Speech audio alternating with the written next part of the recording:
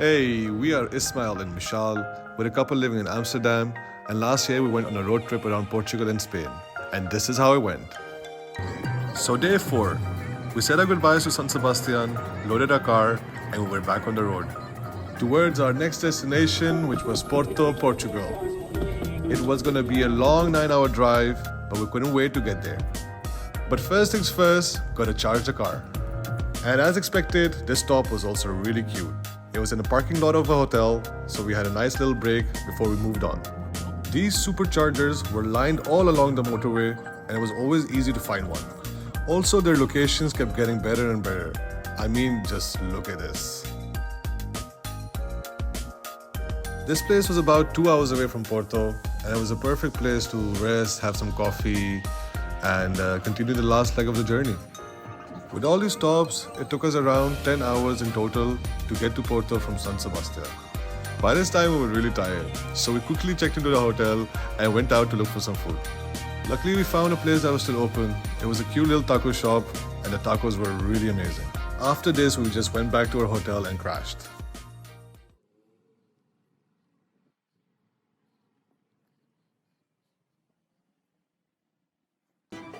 Alright, so day 1 in Porto. So the morning started with the hunt for some coffee, and when you're in Portugal, of course, pastéis de nata. I hope I'm pronouncing that right. Although Porto is specifically famous for its port wine, Portugal itself has a very rich history and is one of the oldest countries of Europe. And for the history that is out there, this is also from where Vasco da Gama set sail for India. The city of Porto is built on a hill, so the roads and alleyways were really steep. So walking around here was a bit more harder than usual. So a tip from us, bring your walking shoes. Overall, we were loving the city of the vibe. Sorry, I meant overall we were loving the vibe of the city.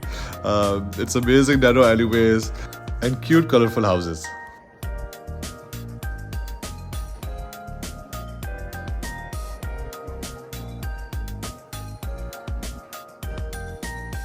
After all this walking around, we sat down for some food, but thora maza nahi aaya.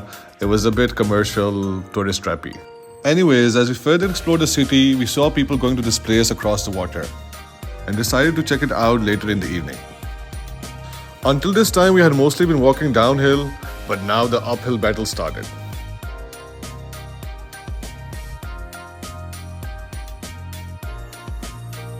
After all this walking, we decided to take a little break, and in the evening, we headed out again. We crossed this huge bridge over the water to the other side of Porto.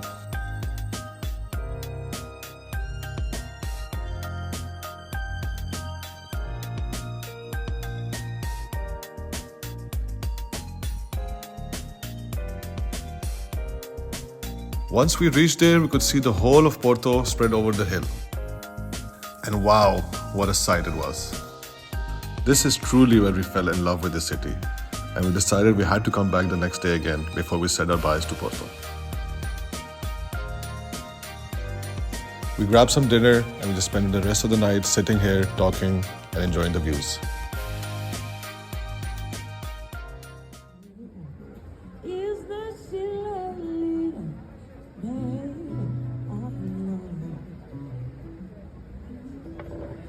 Is the security to live in Jones place, but I'm so happy. The next morning, we headed towards Livraria Lello. A famous bookstore that's been open since 1906 and attracts many tourists because of its beautiful architecture. But since it's so famous, it's also really crowded. And even though we had bought tickets online in advance, we still had to wait 20 minutes in line before we could enter. So we just quickly took a tour of the place, took some pictures and headed out. We had to leave Porto in a few hours, so we headed back to the place from last night.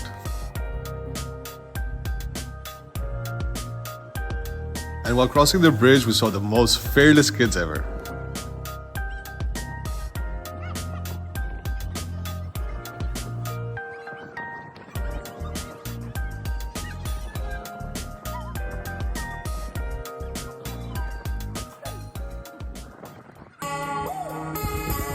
We really hope you all like this video. Me and Mishal are just starting out, and this is only the second video we are posting. And we're hoping this is the start of lots of more travel content. So we would love if you hit the like button and subscribe to our channel. And see you in the next video, where we have some unexpected changes to our plans. Thank you so much for watching, and we'll leave you with these amazing views of Porto.